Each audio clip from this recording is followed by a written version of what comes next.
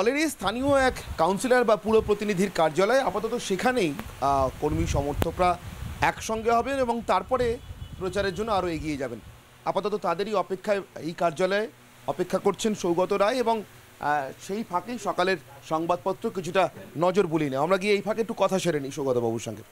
সৌগতবাবু,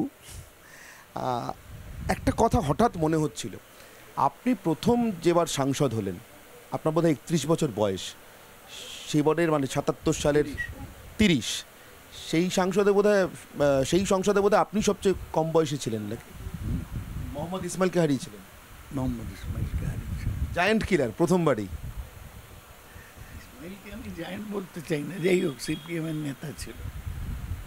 ব্যারাকপুরে দাঁড়িয়ে সেই সময় মোহাম্মদ ইসমাইলকে হারানো, মানে তখন তো অবিসংবাদী নেতা প্রায় শ্রমিক আন্দোলনের সিটুর, আপনি তারপরেও অনেকবার এমন অনেক বড় বড় হেভিওয়েটকে হারিয়েছেন, ক্ষিতি গোস্বামীকে হারিয়েছেন। এই জায়ান্ট কিলার হতে হতে সৌগত রায় নিজে কখন জায়ান্ট হয়ে গিয়েছেন, 15 বছরের সাংসদ, টের পেয়েছেন? না, জায়ান্ট আমি এখনো হইনি। ইলেক্টেড হই, মানুষ ভোট দিয়েছে, বিধানসভায় 5 বার, লোকসভায় 4 বার জিতেছে এবং চেষ্টা করেছি সংসদে বিধানসভায় সক্রিয় থাকতে, মানুষের কথা বলতে। তার বাইরে আমি কিছু মনে করি না, আমি দলের একজন কর্মী মাত্র। একটা কথা জানতে চাইবো, ওই যে প্রথমবার একেবারে 30 বছর বয়সে সংসদে প্রবেশ, সেখান থেকে আজকে আপনি বোধহয় 76, ভারতের 77, ভারতের স্বাধীনতার থেকেও আপনার বয়স বোধহয় 1 বছর বেশি। একই বয়স 47-এ জন্ম, একই বয়সী আপনারা, মানে ভারতের স্বাধীনতার, এবং আপনি বোধহয় কয়েকদিনের বড় আমাদের স্বাধীনতা দিবসের থেকে, 6ই আগস্ট বোধহয়, তাই তো, যদি ঠিক মনে।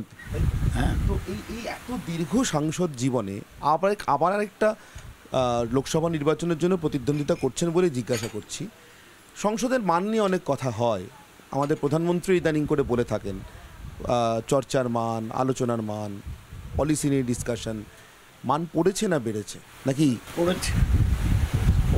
70-এর দশকে যা ছিল এখন আর তা নেই। এটা নির্ভর করে প্রধানমন্ত্রীর অ্যাপ্রোচের সঙ্গে। প্রধানমন্ত্রী তো আসেই না সংসদে একদিনও প্রশ্নোত্তরে জবাব দেয়নি। উনি নিজেকে সংসদের ঊর্ধ্বে মনে করেন। জওহরলাল নেহরু নিজে সংসদে বসে ফাইল দেখতেন, সব ব্যাপারে উত্তর দিতেন। নরেন্দ্র মোদীর সেদিকে খেয়াল নেই। উনি সংসদীয় গণতন্ত্র এখনো ভালো বোঝেন না, সুতরাং মান পড়েছে। নিতান্ত এই রাজনৈতিক আক্রমণের জন্য আমাদের সময় 77-এ আমি যে দেখেছি স্টলওয়ার্ডদের, তাদের কাছে আজকের লোকেরা কি পিকবি। মধু লিমায় ছিল, মধু দণ্ডবাতে ছিল, আবার মোরারজি দেশাই, চরণ সিং, জগজীবন রামের মতো লোকেরা ছিল। এদের সাথে আজকের কোনো তুলনাই হয় না। সাংসদ হিসেবে এরা অনেক অন্য মাত্রা, অনেক উঁচু মানের। নিশ্চয়ই এদের অভিজ্ঞতাও দীর্ঘ ছিল। সেই সময় চন্দ্রশেখর ছিলেন, এরা সব স্বাধীনতা সংগ্রামী। এখন তো আগে সংগ্রাম করেছে এমন লোক হয় না, সাধারণত বড় নেতাদের ছেলেরা, মেয়েরা অনেকে হয়। আন্দোলন বা লড়াইয়ের মধ্যে দিয়ে এসেছে এরকম দেখি না। একটা জিনিস জিজ্ঞাসা করব, আপনি যে 15 বছর পরও বলছেন আমি একজন সাধারণ কর্মী মাত্র, এই বিনয় বা এইভাবে নিজেকে সাধারণের স্তরেই রেখে দেওয়াটা, এটা কি আপনার দলেরও সর্বত্র দেখতে পান আপনি, মনে হয়? খোলাখুলি জিজ্ঞাসা করছি। না, দেখুন, তৃণমূল কংগ্রেস তো মমতা ব্যানার্জির তৈরি দল, উনি নেত্রী। এখন অভিষেক উঠে এসছে, বাদবাকি সবাই কর্মী, যে যতটা মেনে নেয়। সবাই মানছে বলে মনে হয়? হ্যাঁ, মমতা ব্যানার্জির নেতৃত্ব অবিসংবাদিত, কোনো প্রশ্ন নেই। উনি ছাড়া এই দল টিকবে না। এখন সংগঠনের ব্যাপার অনেকটাই অভিষেক দেখে, সেটা অন্য ব্যাপার। একটি দীর্ঘ সময় সংসদকে দেখেছেন, রাজনীতিকে দেখেছেন, মমতা বন্দ্যোপাধ্যায়কে দেখেছেন, তারপরে আজকে অভিষেক বন্দ্যোপাধ্যায় সংগঠন দেখছেন, আপনি সেটার সঙ্গেও মানিয়ে নিচ্ছেন। সৌগত রায় যে ৭৭ বছর বয়সে একটা লোকসভা নির্বাচনে প্রতিদ্বন্দ্বিতা করছেন, তার সব থেকে বড় সিক্রেটটা কি এখানে যে কোনো পরিস্থিতিতে মানিয়ে নেওয়ার ক্ষমতা আছে আপনার? না না, আমি আমার মতোই চলে গিয়ে সিস্টেমের মধ্যে আছি, সুতরাং খুব একটা মানিয়ে নিতে হয় না, আমায় কেউ বলেও না মানিয়ে নিতে, এইরকমভাবেই চলছে। বাইরের মানুষের অপার কৌতূহল, তৃণমূলেরও যারা এই মুহূর্তে অনেক নবীন কর্মী, আবার অনেক প্রবীণ কর্মীও আছেন, তাদেরও কৌতূহল অভিষেক বন্দ্যোপাধ্যায়ের সঙ্গে আপনাদের প্রবীণদের সম্পর্কটা ঠিক কেমন? খুব ভালো। অভিষেক অসম্ভব বড়দের সম্মান দেয়, রেসপেক্ট করে, তাদের জিজ্ঞেস করে, কোনো সমস্যা নেই। মানে অভিষেক বন্দ্যোপাধ্যায় নবজোয়ারে আপনাদের ভেসে যাওয়ার কোনো কারণ নেই? না না, ও নবজোয়ারে বিজেপিকে ভাসাতে চেয়েছে, আমাদের না। আপাতত এই কার্যালয়ে দলীয় কর্মীদের জন্য এবং সমর্থকদের জন্য অপেক্ষার ফাঁকে সৌগতবাবুর সঙ্গে আমাদের কথাবার্তা এখানেই আমরা ইতি টানছি, কিন্তু এ কথা চলতে থাকবে, তার কারণ এখনও পথে প্রচারটা বাকি রয়েছে, সেদিকে আমাদের নজর থাকবে, সেখানেও কিছু কথা হবে।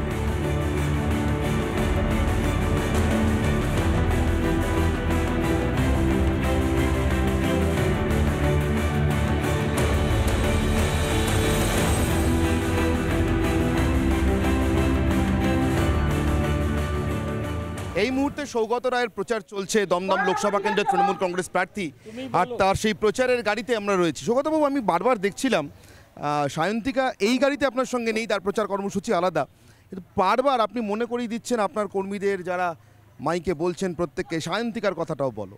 নিশ্চয়ই।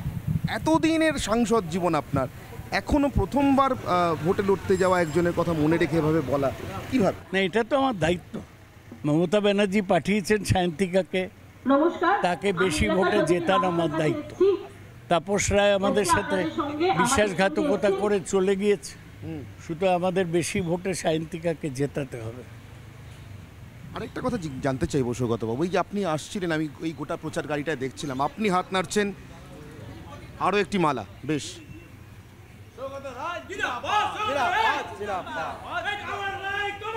এই যে রাস্তায় যেতে যেতে বারবার থামা, মালা পরাতে আসছেন মানুষ, পুরুষরা আসছেন, মহিলারা আসছেন, আপনি হাত নাড়ছেন, অনেক মানুষ আপনাকে দেখে হাত নাড়ছে, এই হাত নাড়াগুলো, এই হাসি মুখগুলো কিছু বলে, কিছু বোঝা যায় এদের দেখে? যে আমাদের সমর্থন করে, আমি তো দীর্ঘদিন ধরে আসছি, সবাই চেনে আমায়, তারাই হাত নাড়ছে। মানুষের সাড়া খুব ভালো। সাড়া ভালো। সৌগতবাবু, একটা কথা জানতে চাইবো, এই মানুষের মধ্যে থেকেই জানতে চাইবো, এদের সমর্থন নিয়েই তো আপনি সংসদে যাবেন আরেকবার, এটা ইচ্ছে, এবার সংসদে গিয়ে কি করবেন, কি বলবেন এই অঞ্চলের জন্য, দমদমের জন্য? দমদমের জন্যে আরও জলের প্রকল্প নিয়ে আসার চেষ্টা করব। মূল জল একটা সমস্যা, আমরা ওই নিয়ে কাজ করছি, কিন্তু রাজ্য সরকারের তো অর্থ নেই, পৌরসভার একেবারেই নেই, আমাদের জল নিয়ে আসতে হবে আরও, সেইটাই বেশি বলবো। তবে আমি আগেও বলেছি আপনাকে যে এটা সাংসদের কাজ নয়, সাংসদ প্রশ্নটা তুলবে, মন্ত্রীদের কাছে পৌঁছে দেবে, এই চলো পৌঁছে দেবে, কিন্তু সেগুলো রাজ্য সরকার বা পৌরসভার মাধ্যমে রূপায়ণ হবে।